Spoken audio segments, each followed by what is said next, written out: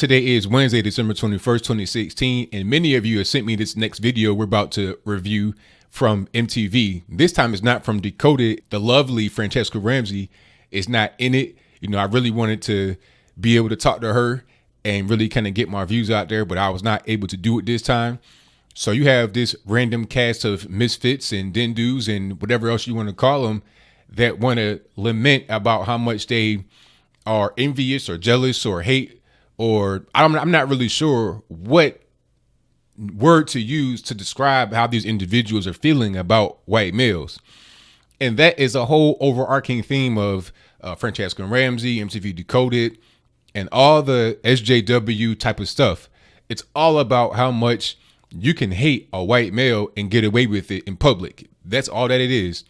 And the reason why, before we go into the video here, is because when I say they, I mean those that make these kind of videos and say these kinds of things on air, in the street, or wherever they are on the internet, Tumblr, or wherever other sorry place they dwell. The reason why they do these things is because they feel jealous of white males. They feel like the white males are the ones that are in power, and they feel like the white male should give up his power to give it to somebody else, to give them a fair chance in life. I'll talk about that a little bit more as we get through the video and then post video. But what we're going to do right now is go ahead and run it, and I'm going to take you through it step by step. I saw a little bit of the video before I'm recording this right now. I kind of skimmed through it, but I did not really have any kind of pre-recorded or pre-thought out or written stuff. All of what I say pretty much comes off the top of my head. I don't really write anything down until afterwards, where I do like a recap blog of what the subject is about.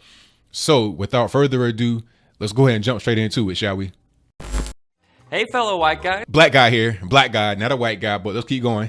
It's about to be a new year. And there's a few things we think you could do a little bit better in 2017. Oh boy, here we go. I wonder what they're going to say. I wonder what they have in store, what they think you, white male, if you're watching, what they think you could do to improve. Not them, which I don't even want to talk about until later, but what about you? Let's find out, shall we? First off, try to recognize that America was never great for anyone who wasn't a white guy. I don't really agree with that. I think it was great for everyone in the 1960s.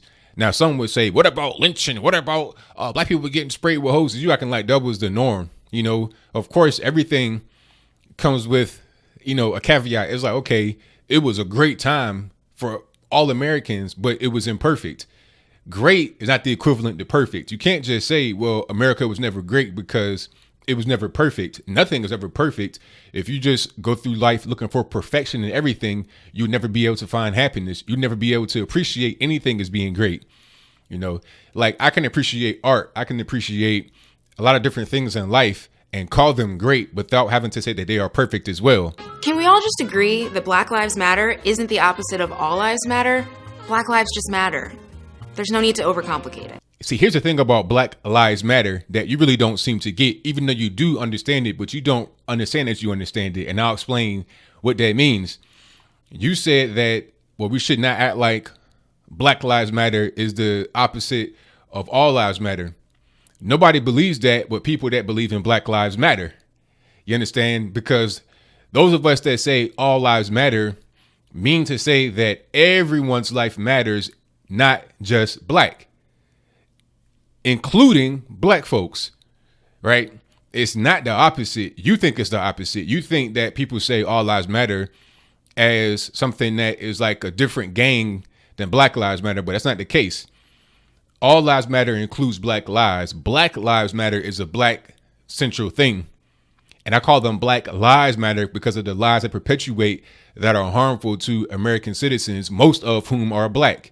The whole hands up, don't shoot thing. Anytime it's a person that gets shot by police, it doesn't matter if the person is in the right or in the wrong, the officer that is, or the civilian that gets shot. Nobody cares. You have all these Black Lives Matter chants, and they go out and destroy the community in which they purport to be trying to defend. So realistically, you should be a supporter of all lives matter because it includes you. I'm not really sure what your race is. I'm not going to assume it. I'm not going to assume your gender either, but I digress. You should be a supporter of all lives matter because it includes you and everyone, not just one group. Also, Blue Lives Matter isn't a thing. Cops weren't born with blue skin, right? I mean, yeah, they weren't born blue. Well, the whole thing about Blue Lives Matter is that they have come about as a response to all the hateful rhetoric that is being pushed upon police from subversive groups like Black Lives Matter and all these other organizations, MoveOn.org, a lot of these paid organizations by the George Soros affiliated people of the world, right? Now you got police out there being targets, just sitting in their police car and get ambushed. That's happening a lot more this year because of those aforementioned things. That's why it exists. So yes, it is a thing. And you want to act like it's not. You want to just kind of like throw the police under the bus. But when you got a home invader coming to your crib and put the pistol in your mouth, who are you going to call? Ghostbusters? No, you're going to call 911 and pray to God they come to find you. That's the truth. Stop bragging about being woke. Stop saying woke. I don't understand. Why can't they say woke? It's just a word. I mean, are you saying that white people can't say certain words? Are we going to start, segregating language? Isn't that what you're against? Don't you want inclusion? Don't you want diversity? I mean, what is inclusion and what is diversity as it relates to the mind of the SJW and what they think it is? Because if you want to sit here and say that a white person can't say a certain word, then where does it stop? A white person can't do a certain thing, then is it only applied to white people or white males? I should say cis whites, cis-het whites. Is it only for them? That is racist. Learn what mansplaining is and then stop doing it. Mansplaining? I mean, that's so if I'm a man, I can't explain something in the way that I see it. I can't give my point of view. I can't give my opinion. I mean, what is this? Are we living in North Korea or what here? Oh, and if you're a judge, don't prioritize the well-being of an Ivy League athlete over the woman he assaulted. Hey, I agree with you there, Mr. White crew neck sweater guy. I agree with you. I really do about the judge giving a sentence to a guy because he was a jock that was light because of the sexual assault that happened. But let's not act like that is a white guy thing. Let's not act like you don't have a bunch of black men out here raping and then burning the body of white women all the time. It happens every day. Don't anybody want to talk about that. So if we want to talk about certain groups of people doing certain things, let's not have it be exclusive to white people, white judges and all of that. Let's look at all around the board. Let's not talk about that black judge somewhere in Tennessee, Kentucky or somewhere like that dismissed the jury because they were white, right? That is racist. So if you want to talk about one judge doing something to somebody or for someone because they were white that was in their favor that you thought was wrong, let's not stop there. If you want to open the door, let's keep the door open and see exactly what's inside, not just what you want to see, sir. We all love Beyonce. And yeah, she's black. So of course she cares about black issues. I'm talking to you, Fox News. What's going on with your chin, man? Like, have you been like bobbing for apples? What's going on? Like, why are you in there sweating?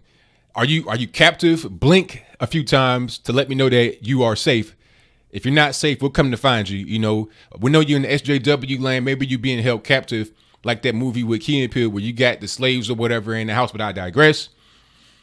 Now, Beyonce talking about black issues. I assume you're referring to the whole Black Panther thing going on in the Super Bowl. Here's the thing about that. Nobody would have really had a problem with that if she did that in their appropriate venue, right? An award show or something like that. That don't mean that I would have to agree with what she did or that anyone else would if she did it at the award show. But my point is that the outrage would not have been as fierce. People watch that show, that halftime show is like a family friendly show. You got kids and everything else watching. People don't expect a black radical group to be celebrated at that moment. Do that in an award show where people expect that kind of thing. So you won't have kids and whatnot up watching that kind of stuff. You expect raunchy behavior. You expect debaucherous behavior. You expect, politically incorrect behavior, all of that at an actual award show rather than a Super Bowl halftime with kids and everything else watching. But let's keep going. Feel free to take Kanye West, though. You guys can have him. You know what you did, Kanye. Oh, I guess you don't like Kanye now, huh? Because he supports Trump. I guess that pretty much excommunicates him from the black community. Liberals wear me out. Not all liberals, and you know what I'm talking about when I say liberals. People that do things like this, that want to just, make somebody not be black anymore because they have a different thought process. That's what's going on in the black community right now. There's no diversity of thought. We're all a part of this big hive mind. Whatever this person does, that person got to do. Monkey see, monkey do. And then you wonder why we get painted with a broad brush anytime anything happens. It's because that's how we behave. We don't even allow people to have different points of view within the black community if it does not go with what the prevailing thought is in the hive mind mainframe. Nobody who has black friends says that they have black friends. And just because you have black friends doesn't mean you're not racist. You can be racist with black friends. The only reason anyone says they have black friends is because they get accused of not having black friends, or accused of not understanding black people, or accused of not being around anybody black, or if they're accused of being racist in general. So that is the only reason why they say it. They don't say it just because. They don't just say it randomly like, hey, I got black friends. That got to be something that prompts them to say that, because nobody really says the color of their friends unless something comes up to where that is an appropriate thing to say, right? You won't just say that randomly. So let's get out the way first. And then second, I mean, I understand what you're saying, Mr. Sweaty Chin, that just because you have black friends or white friends or Asian friends or whatever does not mean that you're not a racist. I mean, I assume that you guys in this little campaign ad here, maybe you guys are actors in LA starving to death. So I really don't know, but maybe you guys have gone to a brunch or a dinner or something like that before and or after this tape was recorded. So maybe you guys are all friends and you're all racist. So you're correct in what you're saying, but you can't just say that when someone says that they have friends of X, Y, and Z color, that they are automatically a racist or that they shouldn't say it, because the only reason why they do it is because they've been prompted by someone accusing them of something that's not true. Look, guys, we know nobody's perfect. But honestly, you could do a little better in 2017. Some of you guys do a great job. Some of you don't. Please, because 2016 is bad. 2017 can't be worse than this, all right? Because this is bad. That was interesting and it's weird. And before I get into my opinion about MTV in general, I just want to address that last point that was made in this little clip here. What was so bad about this year? Because things didn't go your way because Trump became elected. What was really so bad about this year as it affects the SJW? You know, it was bad for conservatives in many ways because of all the police shootings that have happened. I ain't talking about police killing black people. I'm talking about police being killed themselves. You know, black folks get shot and killed every single day in the ghetto, in the hood. Nobody cares until it's a white person that does it and or a police officer. That's the truth. All that matters is a narrative that the mainstream media and the black social justice victimhood industry is able to claim for their own benefit. That's all that matters. But you go to Chicago, you have 600 murders in a year, which was like, you know, 20, 30, 40% higher than the previous year. No big deal. Nobody really cares. And you go on these TV shows and you have pundits that talk about Chicago and how they care after they've been prompted, by the way, because here's a conversation that happened. Little man gets shot by a white police officer. You know, whites are racist. Police officers are racist. White supremacy is the cause of all the problems in America. It's a cause of all the problems in the black community. But then when someone says, hey, what about Chicago and black on black violence? You have 600 murders, which was 30 to 40% higher than the previous year. They'll say, oh, yeah, we're in Chicago every day doing the work on the ground. But why aren't you talking about that? Why is it that every time there's a situation that goes on with the police, that is the only thing that matters when it comes to black death? That's the only thing that matters. Nobody cares about the black death happening every day in the ghetto, nor do they care about the killing fields that are Planned Parenthood. Nobody cares about that. Nobody cares. It's all about the SJW narrative and what they're able to push. And get into MTV for a moment here. This video got taken down on their YouTube page, but it's still up on their Twitter, and it's still up on various channels around the internet. So I think that MTV took that down. I saw a screenshot and the like to dislike ratio was crazy. It had like 22,000 dislikes and only 300 likes. I mean, you're talking about like a 99% dislike ratio. Even liberals were getting triggered about how racist and disgusting that video was. And I don't understand what MTV is doing. Maybe they're trying to be provocative and get into a space where people are doing things like that. Maybe they're trying to be like BuzzFeed or something like that to get in the whole SJW video lane.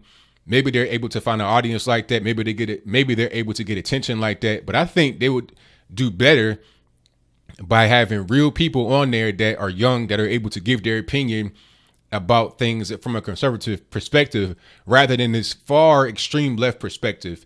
And if you're going to have leftists, don't let them be so far and extreme over to that side of the fence. As I close, if you want to do that kind of content, you need to be able to prove it and put it in proper context in society, and don't just have it be just this white male hate fest. They won't get you nowhere, not even with the liberals that you claim to be a part of. So that's pretty much all I got to say for the video. What do you think? Do you think that MTV News is intentionally trying to be inflammatory with the racial rhetoric against white men? Because in many ways, racism against white men is seen as okay. Or do you think that this situation is not really that deep? White males should be able to take whatever racism comes in their direction without any kind of complaint, without any kind of backlash or brouhaha in the mix. Is that what's going on? Is that what you think?